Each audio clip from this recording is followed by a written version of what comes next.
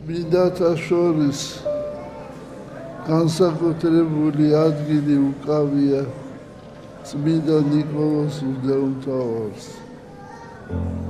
თავისი მოწყალებით, თავისი სიყვარულით, თავისი თანმდაბლობით იგი ეხმარება ყოველ გაჭირებულ ადამიანს.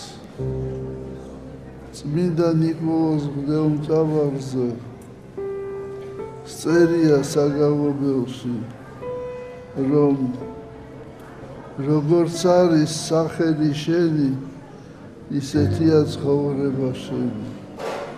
სახელი მისი არის ნიკოლოზი, რომელიც ნიშნავს გამარჯვებულს.